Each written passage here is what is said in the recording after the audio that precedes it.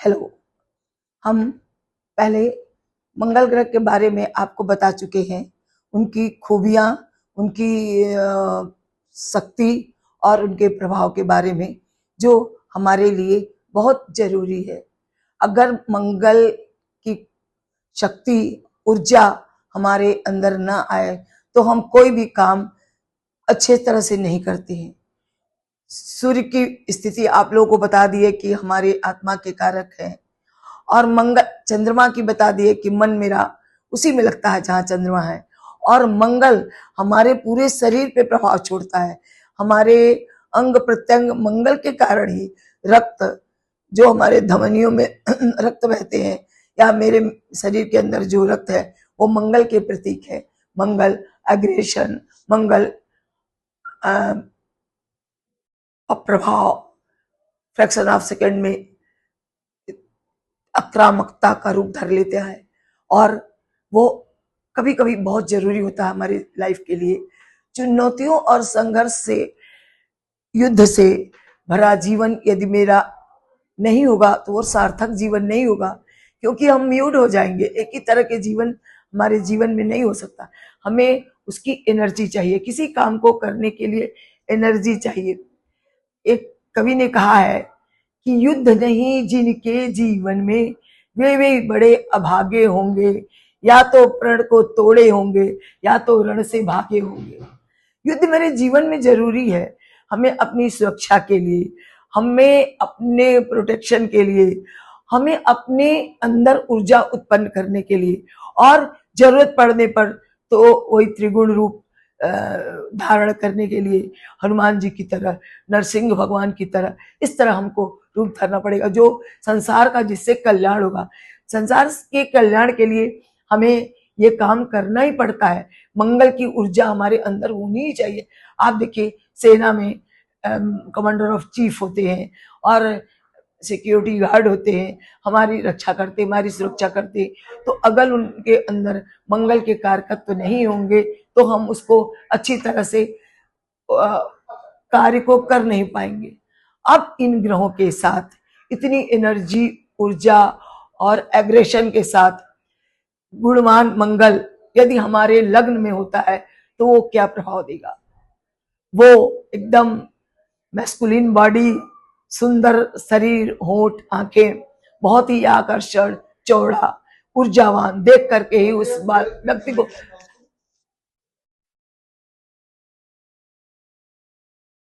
देख करके ही उस बालक को लगता है कि कितना ऊर्जावान है, और उस पास आता है तो एनर्जी से भरपूर होता है।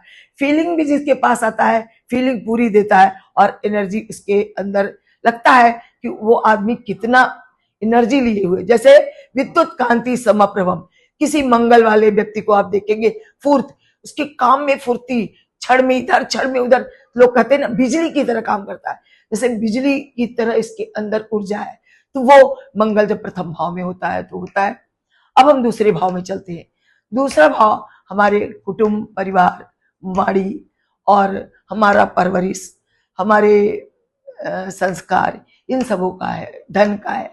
तो वहां पर जब मंगल ग्रह होते हैं तो वहां पर अपना प्रभाव छोड़ते हैं, और परिवार के लिए, धन के लिए, अपने कुटुंब के लिए, संस्कार के लिए वो अच्छा ही करना चाहते हैं।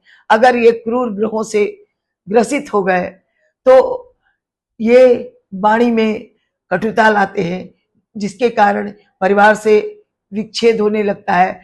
इनकी वाणी इतनी कठोर हो जाती है, अगर क्रूर ग्रहों के साथ हो तो इतनी क्रूर हो जाती है कि वो इनसे कोई बात करना पसंद नहीं करता है, और ये सब पर अपना दृष्टि खराब हो जाता है, इनका कुटुंब पर, इनके परवरिश पे, सब कुछ। मतलब किसी के साथ अच्छा व्यवहार परिवार, कुटुंब, धन संचय में कभी नहीं करते। अगर अच्छे ग्रहों के साथ हैं तो आपको लगेगा कि इनकी एनर्जी इनके परिवार, कुटुंब, धन और वाणी, परवरिश सब पर पड़ा। अब तीसरे भाव में चलते हैं, हम मंगल को देखते हैं। तीसरे भाव में मंगल होते हैं तो ये हमारा पुरुषार्थ का घर है, और काम करने का जोश, जुनून, और मीडिया जगत में ये अच्छा प्रभाव डालते हैं। तीसरे घर के मंगल को आपको मैं पहले बता चुकी हूँ, मंगल को तीसरा, चौथा, छठवां, तीसरा, छठवां, 10वां और 11वां घर ही क्रूर ग्रहों को पावर को सह सकने की क्षमता रखता है। तो इसलिए तीसरे घर में जब हमारे मंगल ग्रह जाते हैं तो वो कोई भी काम एनर्जी से भरपूर करेंगे। कोई भी काम बाहर छोटे भाई बहनों के साथ अच्छा से रहेंगे तो बहुत अच्छा होगा व्यवहार। अपने मीडिया जगत में रहेंगे वहां भी अच्छा करेंगे, अच्छे बेनिफिक प्लेनेट के साथ रहेंगे। और यही अगर मेलिफिक प्लेनेट आ गया, राहु शनि के साथ आ गए तो सब गड़बड़ हो जाएगा। वो उस तरह का कर ही नहीं पाएंगे। हमेशा भाई से लड़ाई, उस घर में हमारे कार्य क्षेत्र में प्रभाव, हमको कुछ काम करने की ऊर्जा ही नहीं रहेगी। आपने सुना होगा रामायण में, मैंने बताया भी था कि भाई छोटे भाई बहनों का घर है वो। तो जब आप अपने छोटे भाई बहनों के साथ अच्छा व्यवहार नहीं करोगे तो आपका मंगल ठीक नहीं, उसी दिन से आपका मतलब आपकी गिनती उल्टी शुरू हो जाती है। भाई के साथ अच्छा व्यवहार करिए, अपने काम में पुरुषार्थ लगाइए, मंगल रहे, अच्छे ढंग से अपने उस काम को करिए तो वो काम आपके लिए बहुत ऊर्जावान बना देगा आपको। अगर आपने देखा होगा रामायण में कि विभीषण को लात मार करके रावण ने लंका से बाहर किया था, उसका क्या हुआ? वही कहा था कि जब विभीषण को लात मार के निकाला उसी दिन से उसका वैभव, राज्य सब कुछ नष्ट हो गया और उसका पतन शुरू हो गया। तो इसलिए अगर मंगल को न किया होता इतना दुर्गति, अच्छा भाई था, न किया होता तो आज उसका शायद उसकी मृत्यु का कारण भी न बनता, उसको सारा भेद रहस्य पता था। तो इसी तरह से अब मंगल को देख लिया तीसरे भाव में, अब चौथे भाव में चलती है। चौथे भाव माँ का है, आत्मा का है, सुख सुविधा का है और आपकी जो अच्छी प्रॉस्पेरिटी का है। इस सब में जब मंगल बैठते हैं तो मन को अशांत कर देते हैं, हरदम उलझन, परेशानी, दिक्कत, घर में परिवार में ही सुकून नहीं, लड़ाई झगड़ा, टेंशन, मतलब सेपरेशन होने लगता है।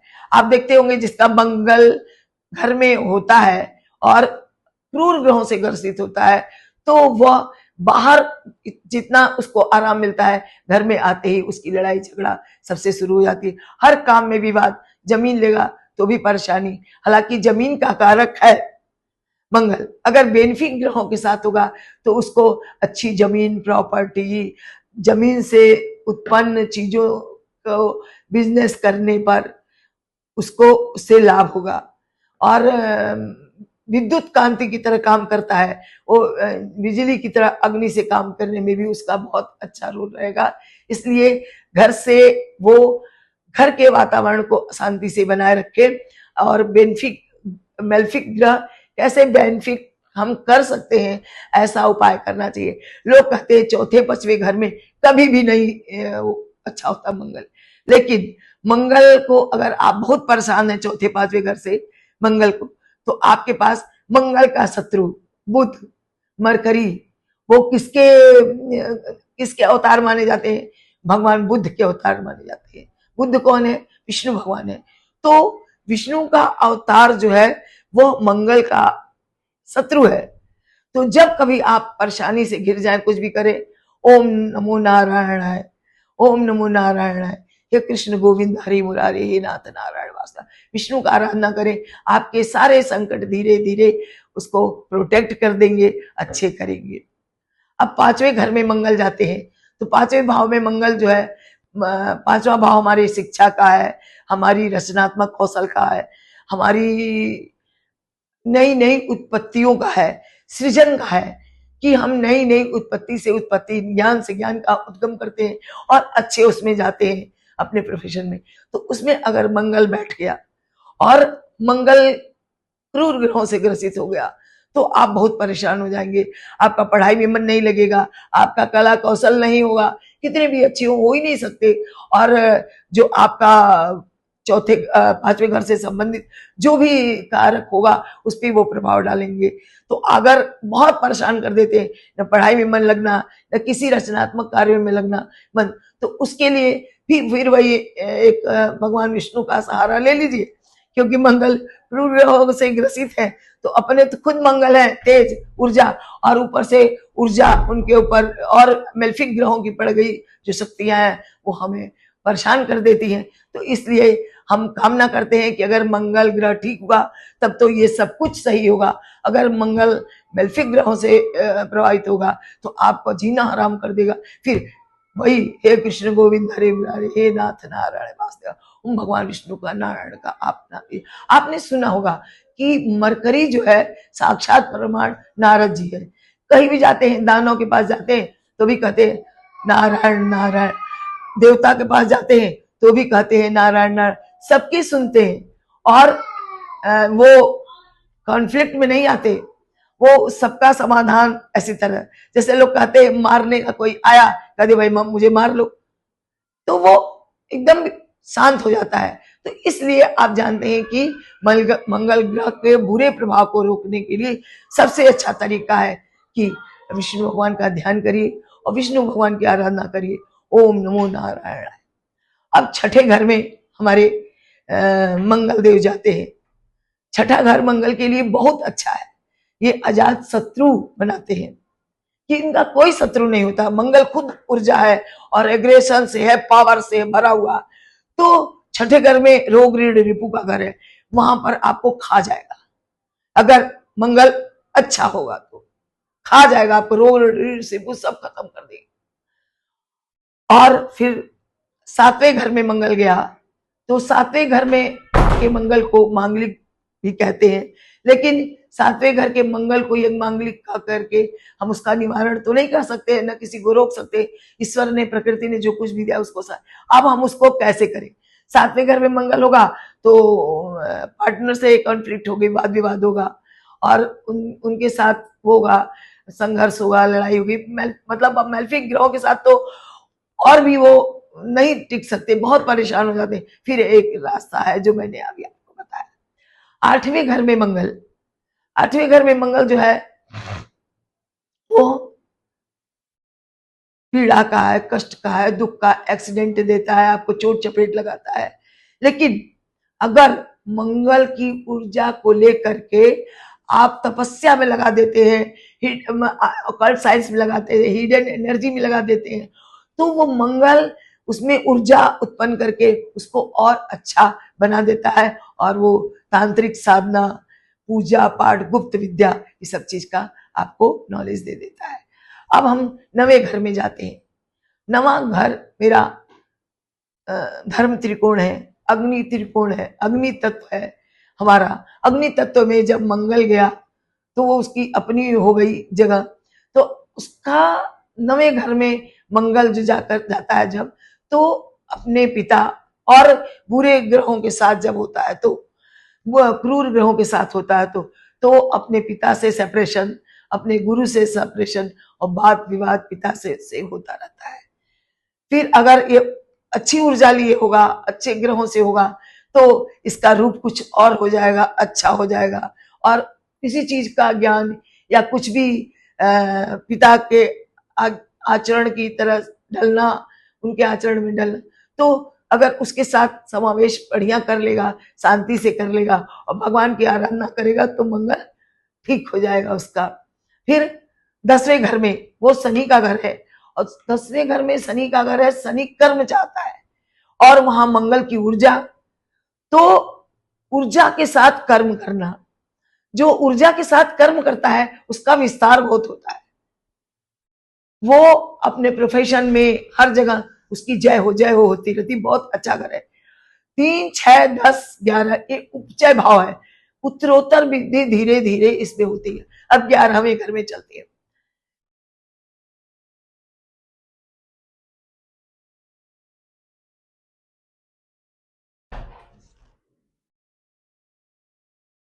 अब हम 11वें भाव में मंगल को लेकर चलते हैं। 11वां भाव हमारा डिजायर का है, फुलफिलमेंट का है, हमारा सोसाइटी का है, तो वहां पर हमें ऊर्जा की जरूरत होती है हमारे डिजायर को पूरा करने के लिए, समाज में हमको रहने के लिए, अच्छे तरह से जीवन यापन करने के लिए हमें समाज में जरूरत होती है ऊर्जा की, शक्ति की। कहीं भी कोई भी फुलफिलमेंट चाहिए जीवन का, ये इच्छा पूरी करनी, तो उसमें मंगल का ऊर्जा लगता है। कोई भी चीज पाने के लिए हमको मेहनत तो करना पड़ता है, बिना मेहनत के कुछ भी नहीं होता है। तो आप यहाँ पर मंगल अगर होगा तो आप सब चीज उसकी ऊर्जा से प्राप्त कर लेंगे। निगेटिव मंगल अगर होगा, क्रूर ग्रहों से ग्रसित होगा, तो हर चीज में आपको शिथिलता, कम मतलब प्रयास, फोर्स, ये सब नहीं लगा पाएंगे, क्योंकि मंगल हमारे जीवन में बहुत जरूरी है। जिस तरह से सूर्य चंद्र का महत्व है, उसी तरह हमारे जीवन में मंगल का महत्व है। हमने कहीं पढ़ा है कि आप मंगल के बिना क्या कर सकते हो? कुछ कर सकते हो? आप उठ के खड़े भी नहीं हो सकते हो, इतनी ताकत नहीं रहेगी आपके अंदर, कुछ भी नहीं कर सकते हो। तो यहाँ पर मंगल का बेनिफिक ग्रहों से मिलना बहुत आवश्यक है, और मेल्फिक होंगे तो आपको एक ही है कि आपको अच्छी तरह से अपनी साधना, पूजा और भगवान नारायण के, बुद्ध विष्णु भगवान का ध्यान करना। 12वें भाव में मंगल, 12वां भाव जो है सुख सैया, अस्पताल और हिडन साधना, हिडन टैलेंट का है, और आपकी मोक्ष का घर भी कहा जाता है। तो वहां मंगल जो है, वहां पर आपके आध्यात्मिक ऊर्जा को जागृत करने के लिए वहां पावर जरूरी होता है, जो आप हिडन टैलेंट जो आपके अंदर जागे, तो वहां पर हमको उसको वहां अपनी ऊर्जा लगानी पड़ती है। कोई भी चीज करने के लिए, मान लीजिए अस्पताल में कोई आदमी है, कुछ भी है, और अगर मंगल प्रयास नहीं करेगा, मंगल कार्य नहीं करेगा, तो क्या हो सकता है? बीमार आदमी को ठीक डॉक्टर नहीं कर पाएगा है। अगर कोई और दिक्कत हो तो ये सब चीज को दूर करने के लिए प्रयास, मेहनत तो करनी पड़ेगी आपको। किसी भी काम करने के लिए उस समय तो मंगल की बहुत आवश्यकता पड़ती है, क्योंकि शरीर भी शिथिल इंसान का हो जाता है, और वो उस समय थोड़ी शिथिलता आ जाती है उन भाव में, इसलिए वहां एनर्जी की बहुत जरूरत होती है। और अच्छी एनर्जी जब लगाएंगे जिस चीज में, मंगल के कारकत्व को ध्यान में रखकर कि क्या चाह रहा मंगल 12 भाव में, अगर उसके अनुसार काम करेंगे तो आपका जीवन बहुत अच्छा चलेगा। और मंगल के प्रभाव को आप धन्यवाद दीजिए कि सबके जीवन में मंगल इसी तरह ऊर्जावान बना रहे, और सबको सबको समाज में चुनौतियों का वो सामना कर सके, पुरुषार्थ जगा सके। तो इसके लिए मंगल को धन्यवाद। मंगल हमारे जीवन में होना बहुत जरूरी है। कहते हैं, एक कवि ने कहा, दीपक का कुछ अर्थ नहीं है जब तक तम से नहीं लड़ेगा, दिनकर नहीं प्रभा बांटेगा जब तक स्वयं नहीं धधकेगा। जब तक जलेगा नहीं दीपक अपने आप को, तो वो दिनकर की तरह प्रकाशित कैसे होगा? अपना प्रकाश समाज में कैसे फैलाएगा? तो आप ये जान सकते हैं कि ये लड़ेगा ही लड़ेगा, दीपक भी अंधकार से लड़ेगा। हमारा पुरुषार्थ, हमारा मंगल का ऊर्जा शक्ति हमारे समाज में हरदम, हर पल जरूरत पड़ती है ऊर्जा की। तो अगर सूर्य निकलेगा नहीं और तेज प्रकाश नहीं फैलाएगा, तो प्रभा नहीं बांटेगा, तो कैसे हम जी पाएंगे? तो मंगल का तेज तो होना चाहिए, ऊर्जावान। धन्यवाद। इसी के साथ हम मंगल ग्रह की विवेचना पर समाप्ति करते हैं। आपका बहुत बहुत धन्यवाद।